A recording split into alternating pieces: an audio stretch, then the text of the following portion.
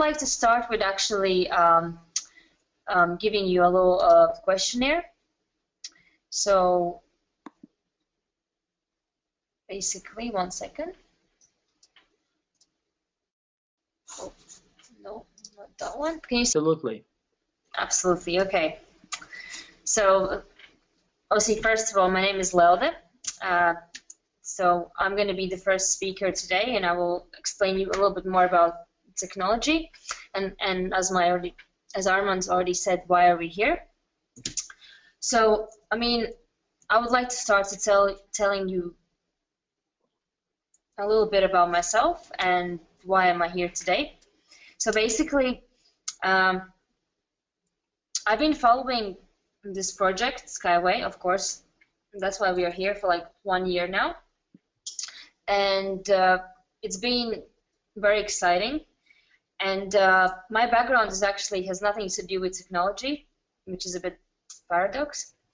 But I have a film background, so in film studies. And why I joined this project, because I have noticed that when we see science fiction films, everything that we see, it actually comes true after some time.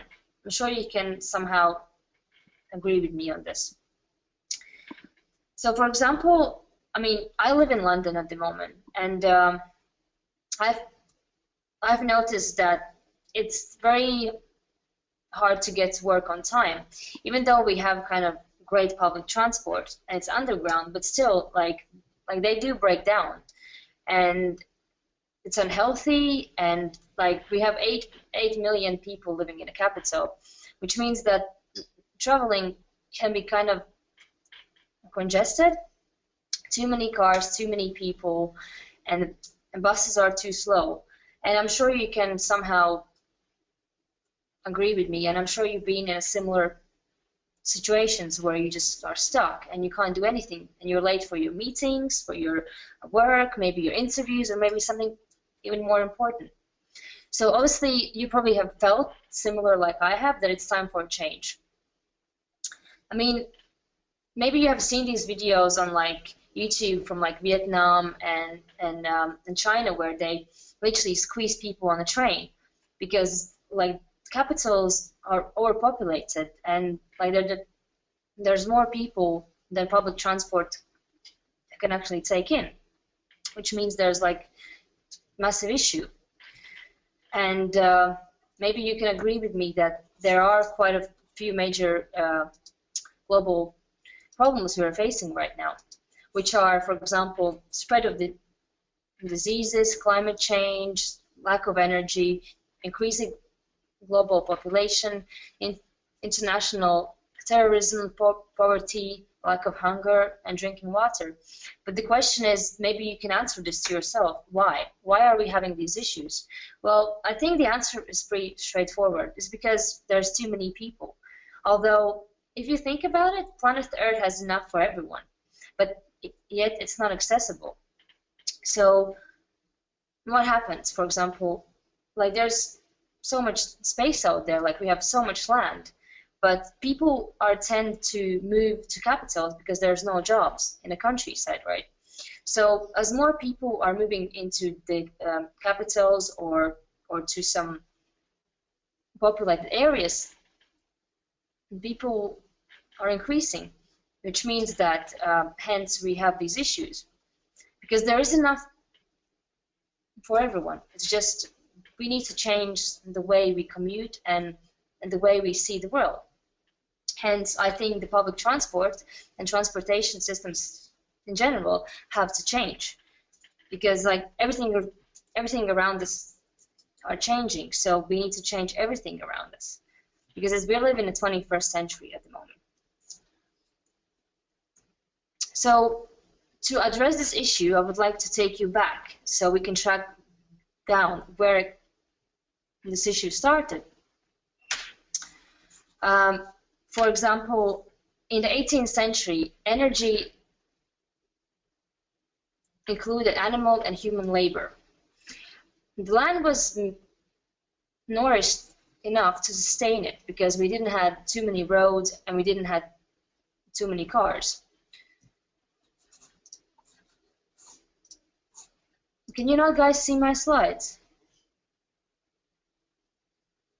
No, actually, so Okay, because I can see.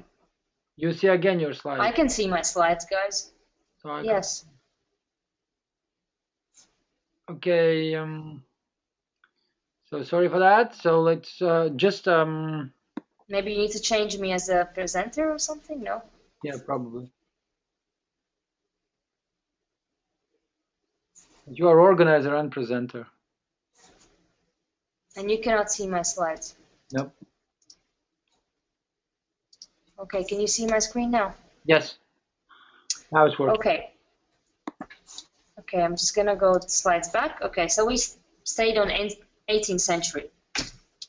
So in the 18th century, the energy sources were animal and human labor based, right? We had boats and like just minimal roads. But then as the transportation started to increase, obviously people had to travel so they can trade. So later in the 19th century, as the technology developed, we started to have like from horses and oxes, we moved to like steam engines, and then later on we had already the rail as we see today. And obviously transportation has to change, so the old systems are failing, and it's evident. So for example, as you know today, like we're surrounded by concrete jungle, and we don't have enough parks, and we don't have enough roads for cyclists, and the world is stuffed with like planes and cars and other transportation systems, but they're ineffective because, as you probably know, that we're fast approaching post-petroleum era, which means that we don't have enough energy resources to sustain the life we have at the moment, because like you probably know that 80% of the world's population are relying on fossil fuels, but it took approximately 150 million years for them to create and for us to able to burn them as coal. But for us it took only a couple of hundreds to just burn it down, which means that if the energy sources are changing, we have to change the way we think and the way we commute and transport cargoes, cars, planes, etc. And obviously it's all about being green, because to be fair, like, okay, you're gonna say that there are a lot of inventions, a lot of technologies, and the world is slowly changing. It's true, but from my research, obviously you can do your homework yourselves. You don't have to listen to everything I say, but what I have noticed that the technology is becoming smarter. Doesn't mean it becomes greener, because it's all about being green and it's all about saving planet. Because if we harm the environment, in the end of the day, we're harming ourselves.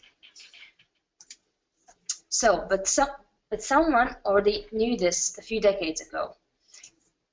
And this someone is Professor Anatoly Unitsky. He is the CEO of the Skyway, scientist, mentor, and businessman.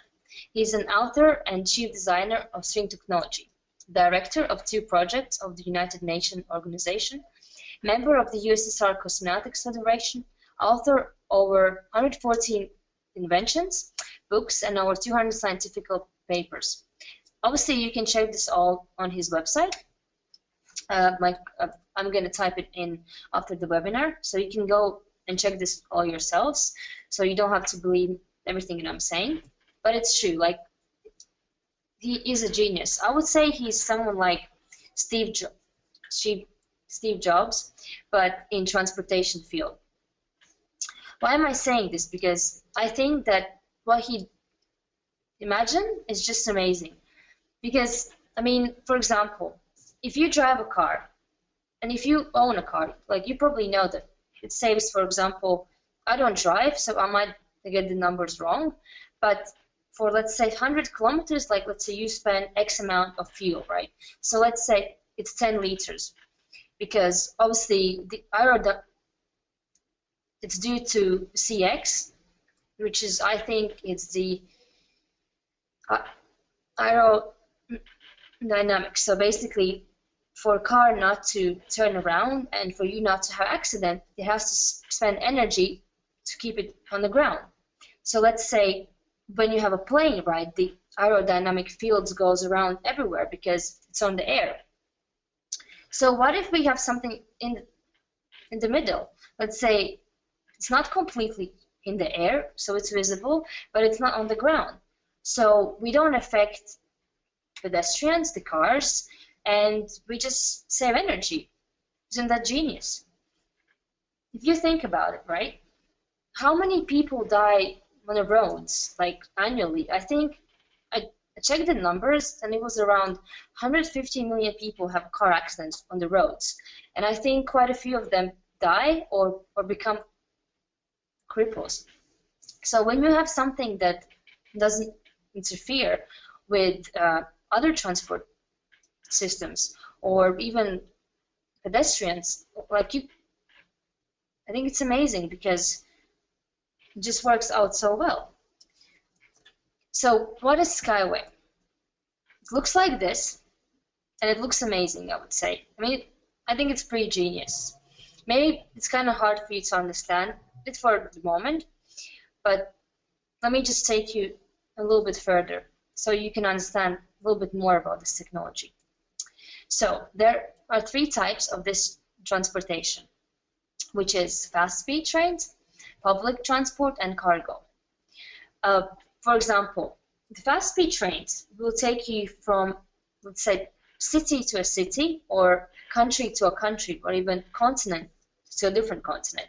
I think it's pretty amazing because if you think about it, like the fastest transport system we have at the moment are planes, but you spend so much time driving to the airport, then you need to decide where you're going to leave your car. If you don't have a car, then you need to ask someone to take you, like your mom or your friends, or even you have to spend money to go into the airport. Then you need to spend time to check in, and only then you can board on the plane. And only then when you get to the airport, it takes you at least an hour to get outside the airport. I think it's just basically like we are wasting our time. So if you have a train, you don't have to do all these processes, which means that you're traveling comfortably, quick, and you don't spend so much time and effort and even money, because plane tickets can be pretty expensive like these days. So this train, the fast-speed train, is going to be able to take up to 500 people at a time, and will have enough energy to travel for 10,000 kilometers. And the next one, I think it's public transport, and the maximum speed is going to go, it's going to be 150 kilometers per hour, which means that it will be an inner city transport, and you will be able to get on time everywhere, because you won't have to get into traffic jams. And there's going to be more space for parks, for playgrounds, for people to walk, and cyclists. And the last but not least exciting is cargo. Cargo will be able to access remote locations, like, for example, some coal mines, iron mines, and just places that there is natural resources, but there isn't a system so far that could access that particular location without harming the nature. Why I'm saying this, for example, in Bolivia, they have this volcano, El Mutun. You can write this down, also you can check it out. It's in Bolivia, and they have an iron mine, but it's inaccessible because it's in the middle of nowhere. So if a normal transportation, like an average transportation as we see today, would go there and take the iron out, they would have to damage nature. So they cannot do it. And like there are so many places in the world that there is something that people could potentially benefit, but it's inaccessible. So what are the benefits? So obviously it's the capital expenditure decreases and the reduction of operating costs. As I already mentioned, access to new and remote territories, islands, mountains, and seashells. Reduction of repair and work costs. And if we can compare, maybe you can see, I'm going to take this a little bit off, but as you can see here, if you compare Skyway to, I don't know, like aircrafts and magnetic levitation trains that, for example, Japan and China has, or just like the TGV in France, which is the high-speed rail, it actually, Skyway saves a hell of a lot more money. Why am I saying this? Because I'm not going into numbers too deep, but if you think about how much money people spend on like irrelevant things, for example, now in London, governments are willing to put in infrastructure by 2020 £4 billion. But what they're doing, like they're just gonna upgrade the already existing systems, and that's highly ineffective because if you imagine how many people are in crisis in the world and someone is just spending useless money onto improving something that should be just changed instead of, I don't know, improved, I think it's kind of BS a little bit, to be fair. So, and also at the beginning, obviously you probably are thinking, but how this is going to work if it's green, because you're going to still use fuel. Yes, you will use still fuel, but just for the first stage. And after some time, we're going to be able to switch to wind and solar power. And just to maybe give you a small example of why it's highly effective and how it's going to save energy, I can just give you like an example. Imagine in your house right now, you have the world's fastest car, which is Bugatti Veyron. Bugatti Veyron potentially can take up to 432 kilometers per hour, but it spends a hell of a lot of energy because of the friction, as I explained you before. And actually, Unitsky has calculated that if you compare Skyway with Bugatti Veyron, which is the world's fastest car at the moment, you save exactly 12 times more energy. I think it's pretty amazing, but you can still go with the same speed and you can go anywhere really. And why I love this project also is that for me, I don't like to live in the capital because it's full of smoke. There's too many people here. It's just hard to breathe and it's hectic and there's too many people. I'm sure you've been in a city that instead of making you happy, it makes you anxious because you just feel confused and you don't feel happy because it's just too much of everything. So why I'm saying this, my dream is to live somewhere outside the capital, in maybe somewhere where I can breathe the fresh air and I don't have to think about the noise. But then again, I think again, but like, I'm not willing to travel to work for 5 hours, but if I have the right transport, I can potentially travel to work in no time, but I can still live far away and enjoy the nature, right? It makes sense. So I think it's so amazing. For example, continuing about the benefits of the Skyway, it will also be anti-ice and glaciation, as well as snowdrifts, fogs, dust, and sandstorms. Why? Because you probably know that in those places in the world where they have earthquakes, houses are built on anti-levitation structures, so when the earthquake hits, it doesn't break down the house. So here we can have very similar structure, but that's another story for like a different webinar, so stay tuned if you want to know more about this matter, because I think it's pretty exciting. Yeah, so I mean, if you imagine, I don't know, like here in England, if there's a snow, which is like 2 centimeters, which is not actually snow, then the normal rail does stop working, so people don't get to work. So if you have something that could be lifted up, imagine what it could possibly do.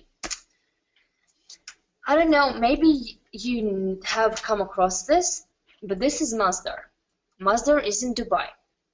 Why am I showing this to you? It's because I think it's pretty cool what they have done with the income they have generated from oil. So all the money like they generated from oil business, they put into the city. So this is Masdar, and it's built on the concept called One Planet Living. You can write this down also because I think it's pretty exciting. What they have done, they made like the world's first post-petroleum city, and it's 100% safe, self-sustainable, which means that all the energy comes from solar panels. And if they're doing that, even though they're always being way up front us, but you have to think about in their country, it was just sand, so they built it all from scratch. So if they're getting ready for something like this, which is post-oil era, I think it's kind of like a call for us to wake up also and just change the way we travel and change like the mindset, how we think about energy and what is energy. Energy potentially is ability to do work. But if we're not going to think about saving energy now, then, well, technically we won't sustain. Because has been research done that we're spending 30% more energy annually than actually Earth can reproduce, which means that we need to change the way we gain energy and the resources, right? It makes sense. And there's also research done. If everyone would live like an average American, by 2020, we would need 5 planets to sustain the life we have today. So we Europeans are a bit more modest, but still, I think it's a call for us to kind of change the way we see the world. And, well, here's a quote. You never change things by fighting the existing reality, but to change something, build a new model that makes the existing model obsolete. Buckminster Fuller is an entrepreneur and philanthropist.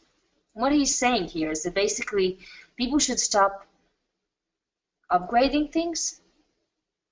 We just have to change the things they are completely. So yeah, I mean, if you want to sustain like the life we see on Earth today, I think we need to kind of change the way we travel, because look, technology is everything, but the most, I think, energy taking devices are transportation, because we always have to move around. Everything is about movement. And I know it maybe sounds a bit crazy, but Peter Diamandis, I'm a huge fan of him. You can write his name down also. He's a great entrepreneur. Well, he said that basically the day before something is a breakthrough, it's a crazy idea. It sounds a bit crazy, but everything that at some point sounded crazy made it, and it changed the world. So now I would like to move you on to my colleague Mila. She will tell you a little bit more about what this all is about. So Mila, on to you. Thank you, Elda. If you can pass me a screen so I can share with the rest of the people. Okay, I'm just gonna change you as a presenter. 1 second. Yep. Can you share your screen now? Yeah. Okay. Can you see my screen? Yep. Yes, we do. Okay. You just need to maximize it. Can you see me as well?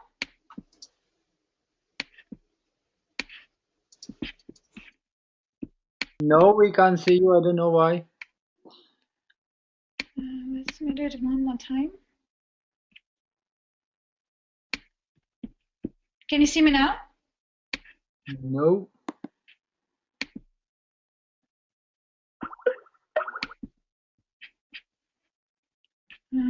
Right, it says that people can see me.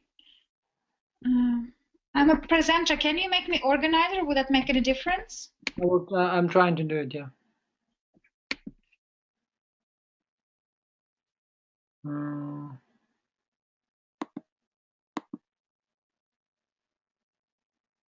So can you try now?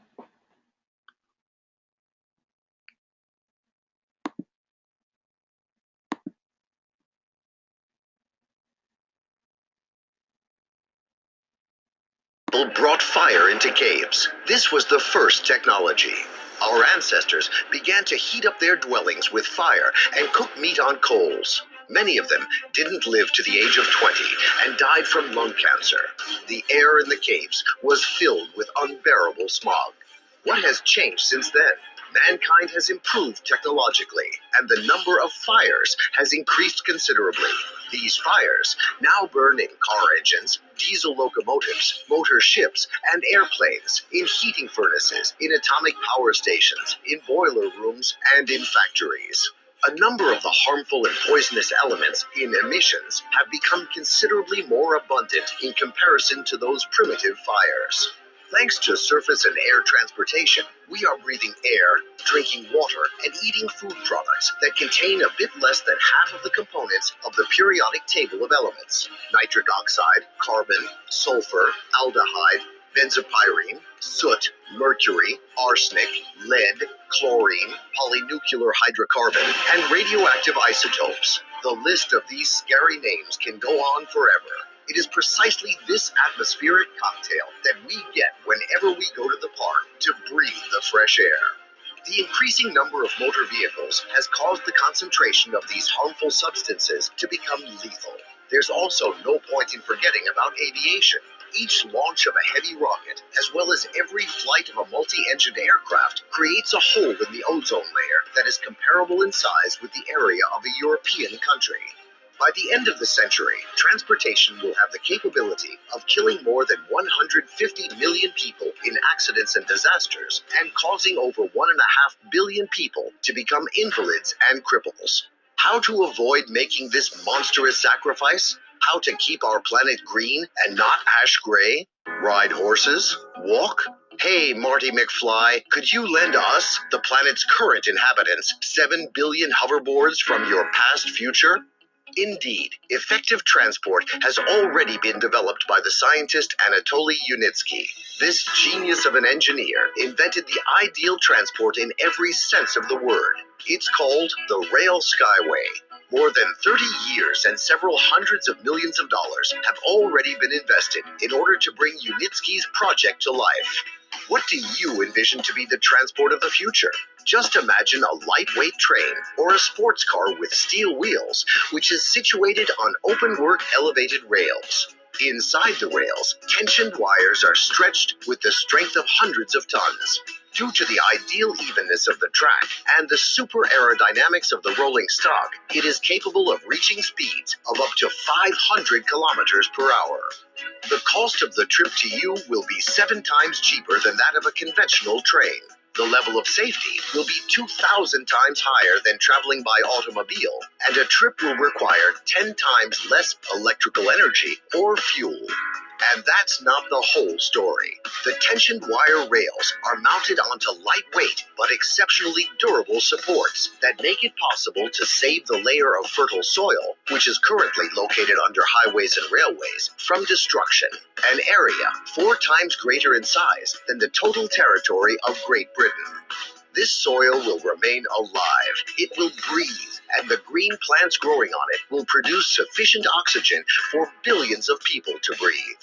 In order to implement this form of transport all around the world, it must be compared with equivalent amounts that have already been spent, which today is approximately the same cost as 2 or 3 football players or 1 or 2 paintings by not even the most famous of impressionists. And it is possible to make this a reality with only public funding. This is precisely the type of transport that is needed by you and me. And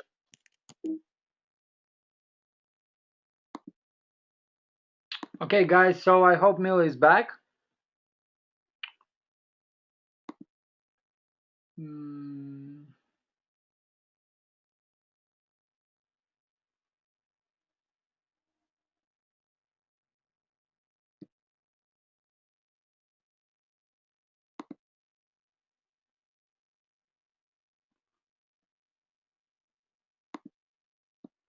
Okay, Mila, so we see your screen. Can you please check your microphone?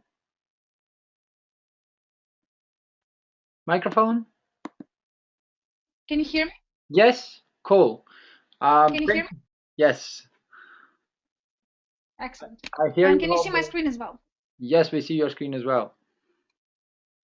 So perfect. We Perfect. can continue. Yeah, I'm very sorry for the slight delay. Just restarted my webinar room, and then hopefully everything's going to be fine from now on. Let's begin. I will talk about investment and capitalization part, but before doing this, I also introduce myself. My name is Mila, and I live in London now for 7 years. My background is business, sales, and marketing. I've been there for 5 years, and I'm very passionate about investment. So my beliefs are very simple. I do really think that if you're not going to look after your future, nobody else will. So it's very important to secure your future. It's very important to know what you do and have a plan. And if you don't know what's going to happen in 5 or 10 or 30 years, how would you plan it in the first place? So that's why today I want to cover investment and capitalization part within the Skyway project. So let's start with investment. So what is investment? It's actually pretty simple. Investment means putting the money into something which is work for you. There are many ways we can go about making investment. It could be stocks, bonds, mutual funds, alternative investment. It could be bank investment, real estate, or even started your own business. All these tools available for everybody in order to start investing. However, each of these tools can have negative and positive sides. The point is, it doesn't really matter what tools you choose in order to become an investor. The very important is to understand your goal is to put the money works for you, not opposite. So even though it's a very simple idea, start investing, this is the most important concept for you to understand. But before going further and explain these types of investment, I want you to think about why would the people want to invest in the first place? Obviously, everybody wants to have more money. It's pretty easy to understand that everybody wants to have a personal freedom, a sense of security, and simply afford the things they would love to have in their life. However, nowadays, investment becomes more as a necessity. If you think 30 or 50 years ago, the people had much more better pensions plan, they have security. Now, if you have a look at the statistics, UK average pension is £156 per week. Let's think about if you're retired and you earn £156 per week, what you can possibly afford for this money. So you will earn such a small money when you're retired, even though I'm talking about not starting working for the 5 years or 10. This is statistics we're taking an average person who work in the same job for like 30 years or more. So for me, it's shocking. I don't want to end up having such a little money when I retired. I want to have freedom. I want to buy the things I want in life. I want to be secure. And at the same time, it's a very good time now because people become more aware. We're all familiar with Robert Kiyosaki, with Peter Lynch, even Tony Robinson. Everybody starts talking about people. You do need to look after yourself. You do need to find the ways how to multiply your income. And investment, this is the tool. It's a necessity nowadays. Generally speaking, investors, they have a few factors which they consider when they put the money on one of the tools. It has to be safe. They need to understand return on a capital, and also they need to consider the current income. Of course, 75 years old lady would invest less than a 35 years old businessman with his salary at 30K plus. So therefore, it's very important to understand your current situation, what you can afford and what you cannot afford. Investment financial position is really effect on the decision you make. Peter Lynch, one of the greatest investors all the time, he said once that the key organ for investing is the stomach, not the brain, which means everybody needs to know how much risk you can take in order to see your investment. I already mentioned that there are many ways to invest the money. Of course, to decide which investment vehicles to use, you need to know a little bit about every single tool.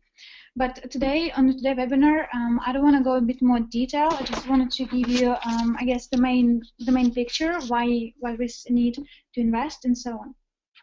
So as you can see from the screen, I will talk about the investments which are on the right-hand side. I guess the most common, it's a bank deposit, forex, and real estate. If you, for example, have £500 now and you go to the bank, you will ask them what it can do for you. Can you invest this money into something?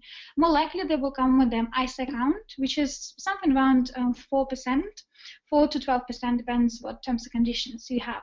Some of them, they could be locked accounts, some of them can be open account. So this is all what you're going to get. Forex. Forex is extremely risky investment. A statistic shown around 97% of people, they fail at Forex because they simply don't know the right strategy, or they don't take the right risk, or they they're scared, or they're too risky. So there are different reasons why, but the statistics show that 97% of people have failed. For me, this is a huge number. Real estate. Of course, you cannot start the real estate business until you have some lump sum, or you have other investors who love to invest. So therefore, living here in London, for example, real estate is a very popular business, but at the same time, you also need to understand what strategy to use, what property to buy, what statistics to use, and etc. So therefore, each of these tools has, as I said before, on pluses and minuses. Let's talk about Skyway investment. We choose for investment crowdfunding, which means it's equity-based investing, which means that users, or us, people, crowd, we invest in a business and we receive shares in return.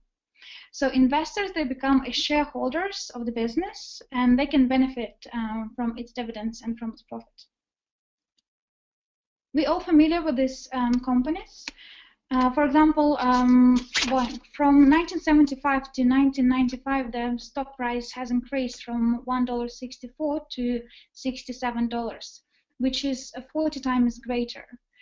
Similar with Microsoft. From 1985 to 1995, the stock price has increased from $1.93 to $19.50. It's 46.8 times greater.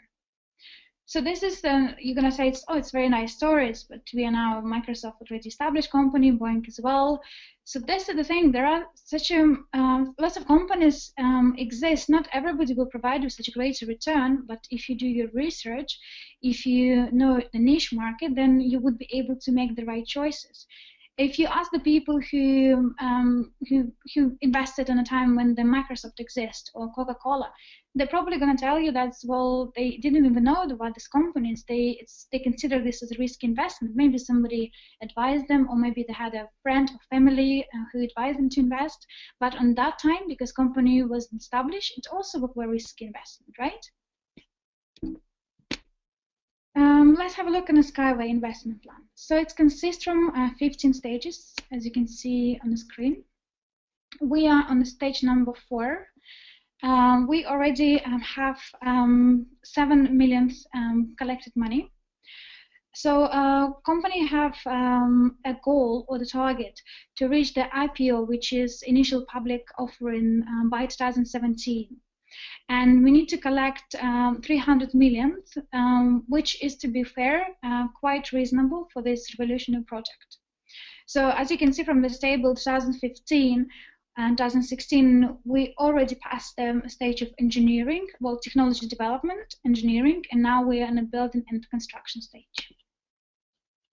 What is your return? If you go to Skyway Invest Group today, you will see this table, the one I share with you on my screen, where you can have a look how much money you need to invest and what is your return. So let's say if you invested £1,000, the share price that you will receive shares in a package. For each package, there's going to be a different amount of shares, and you can see how much money you can make investing on a certain package. You can ask more questions after the webinar just to explain where from you can see all these figures. But just for you to understand that we already have some calculations which are proven calculation that after a company goes to IPO, one share estimated cost will be £1. So therefore, depending on how much money you invest today, you will receive certain amount of shares, which will have projected profit in 2017, a certain amount of money. So that's how it works with the Skyway. Just to summarize the 5 main reasons to invest. The first one is global company ownership, which means you will become one of the owners of the world's largest transport corporation. You will have a possibility and ability to change the world. As my colleague Lauda said, there is lots of problems exist not nowadays, and therefore this company will help you and will help everybody. Will help the world to change to the better place. Intellectual property rights. The company owns exclusive rights to technology, and cost of this technology is 250 billion, according to the independent experts. It's also a very profitable investment. As I mentioned before, after IPO, public price will be £1 per share. And lifelong dividends, which means that after project is really complete, you can have either lump sum of money or you can have dividends. But it's not just, we're not talking about the dividends for the next 5 or 10 years.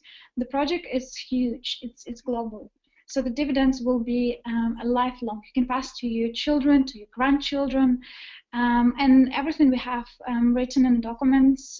So you can also have a look and ask a bit more details to the person who introduced you to this webinar today. I guess that's pretty much all from my side. What I want to add is we're not here to, I guess, advise you go straight away to invest. You need to also understand that you need to have enough information for you to make the right decision.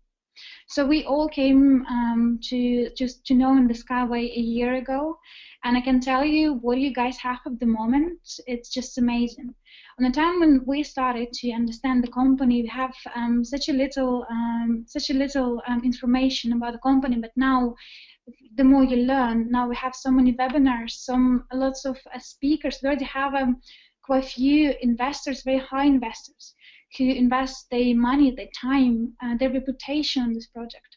So, of course, you need to investigate, you need to know a bit more details, you need to learn. But whatever decision you make, if you need any help or support, we are here for you. I know it's not sound that simple, but at the same time, the more you will learn, you have more questions. So it's good to have questions, and we're here to help you and get the answers. I guess we are finished for today with the webinar, but at the same time we can spend a few minutes here in chat. If you have any questions, you can ask either myself or Lauda or Armand, and we can take it from there. For me, it's all done. My part, investing part. Hope I gave you some tips. We're also planning to have more webinars in the future, so we will definitely keep you updated on this. Thank you very much, guys, and I will pass it to Armand.